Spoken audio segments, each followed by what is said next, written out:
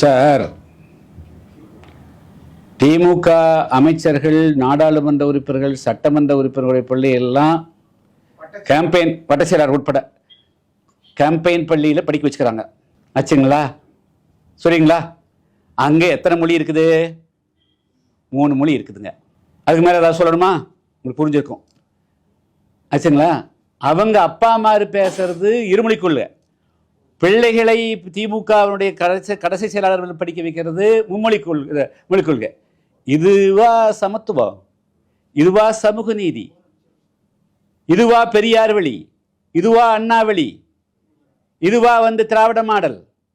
அநியாயம் செய்யக்கூடாதுங்க. நாட்டில் ஈக்குவாலிட்டி எப்பவுமே வசதி இல்லாதவர்களுக்கு முன்னுரிமை கொடுக்கணும். அவங்கள தூக்கி விடணும். அவங்களுடைய வாழ்வாதாரத்தை தான் நீங்கள் விட் பண்ணணும். நீ ஏழை வீட்டு பிள்ளை, அது யாரா எந்த சாதியாக இருந்தாலும் எந்த இதாக இருந்தாலும் முடியாதவன் கொண்டு போய் என்னுடைய பிள்ளை அரசாங்க பிள்ளையை சேர்க்குறான். அவன் பிள்ளை என்ன தப்புனுச்சு? 8ஆம் கிளாஸ் வரையிலும் ஒரு கூடுதலாக ஒரு மளிகை கற்றா இவங்களுக்கு என்ன கஷ்டம் சார்? அவன் அந்த குழந்தை கற்றுக்குது சார். அதே குழந்தை வசதி அதே அவனுடைய பிள்ளை, ஒரு வீட்டில் 4 பிள்ளை அண்ணனுடைய பிள்ளை சிபிஎஸ்சியில் படிக்குது, தம்பியுடைய பிள்ளை கார்பரேஷன் ஸ்கூல் படிக்குதா சார்? இது நியாயமா? இதை திமுக நாங்கள் எங்களுடைய கொள்கை விட மாட்டேன்னு சொல்கிறது எந்த விதத்தில் சார் நியாயம்? சார் இங்கே பாருங்க, அது வேறு பிரச்சனை. அது வேறு பிரச்சனை. உங்களால் அதை காம்பன்சேட் பண்ணுற அளவுக்கு வசதி இருக்குல்ல. ஜிஎஸ்டி வருதல்ல, 22% வருதல்ல. சரிங்களா? அப்போ நீங்கள் அதை செய்யுங்க. இல்லை நியாயம் சார். நீங்கள் இதில் மத்திய அரசு என்ன செய்யணும்னா, இங்கே தான் மத்திய அரசு தவறளிக்கிறாங்க.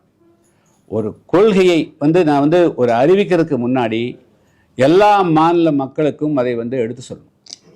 NCERT syllabus, national council for education and training இருக்கக்கூடிய அந்த என்சிஆர்டியினுடைய அதிகாரிகளை தமிழ்நாடு எங்கும் அனுப்பி, குறைஞ்சது சென்னையில் ஒரு கூட்டம், திருச்சியில் ஒரு கூட்டம், மதுரையில் ஒன்று, கோயம்புத்தூர் ஒன்று, திருநெல்வேலியில் போட்டு இந்த என்சிஆர்டி சிலபஸ்னால் என்ன, அதில் இந்தி திணிப்பு இருக்குதா, எதுக்காக என்சிஆர்டியை நாங்கள் ப்ரொமோட் பண்ணுறோம் அப்படிங்கிறத மத்திய அரசு ஏன் செய்ய தகுறாங்க? அதனால தானே இந்த திணிப்புன்னு இவங்களால பிரச்சாரம் செய்ய முடியுது. அதை விட்டு போட்டு இங்கே இருக்கிற பாஜக ஜியை பேச விட்டா என்ன நியாயம் இது? பாஜக யாரு? அது ஒரு அரசியல் கட்சி. அவங்களுக்கும் முன்மொழித்ததுக்கு என்ன சம்மந்தம் இருக்குது? ஏன் அவங்க மட்டும் பேசுகிறாங்க? அதனால் மத்திய அரசு ஒரு திட்டத்தை கொண்டு வருவதற்கு முன்பாக இந்தியாவுடைய அனைத்து மக்களுக்கும் அதனுடைய லாப நட்டங்கள், நன்மை தீமைகளை விளக்க வேண்டிய பொறுப்பு இருக்குது. இப்படியே தான் தொடர்ந்து 1961 மத்திய அரசு ஒரு கல்விக் கொள்கை கொண்டு வந்தது. அதுக்கு பிறகு கொள்கை கொண்டு வரும்போதெல்லாம் இவங்க ஒரு சின்ன எதிர்ப்பு வந்தோன்னா பின்வாங்கி ஓடி போயிடும். ஆச்சுங்களா? ஸோ அதனால் மத்திய அரசு, நான் இது அப்பீலே கொடுக்குறேன். Appeal to prime minister Modi, appeals to Amit Shah, appeals to education minister, எல்லாருக்குமே நீங்கள் வெறுமனே தேசிய கல்விக் கொள்கைன்னு சொல்லிட்டீங்கன்னா அது தேவையில்லாமல் இதை ஒரு பேஷனாக போச்சுங்க. தமிழ்நாட்டுக்குள்ளே திராவிடம் பேசுறது ஒரு பேஷன், கம்யூனிசம் பேசுறது ஒரு பேஷன், அதே போல் மும்மொழி கொள்கையை எடுத்து பேசுறது ஒரு பேஷன். அது வாட்டி அது என்னன்னு கூட தெரியாதுங்க.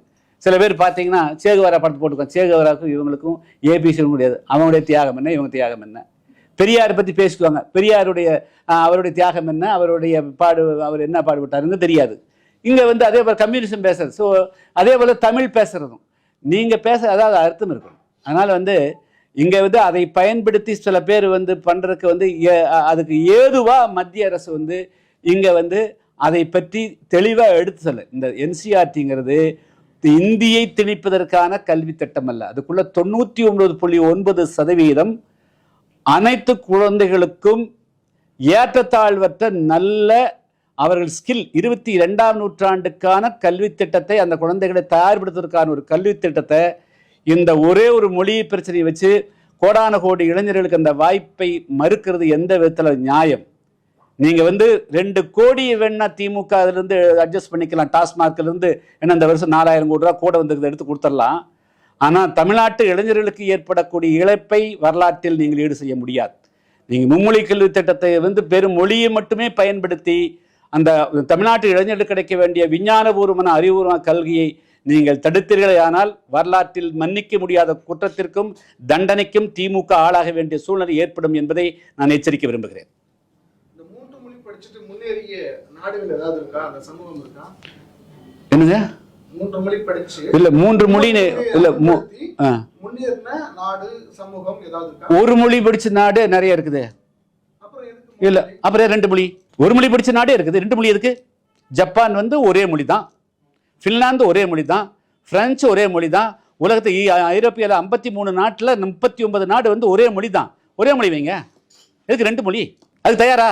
ஒரு மொழி கொள்கைக்கு தயாரா திமுக? தயாரா? வெறும் ரூ போட்டு பிரயோஜனம் இல்ல. ஒரு மொழி கொள்கைக்கு திமுக தயாரா?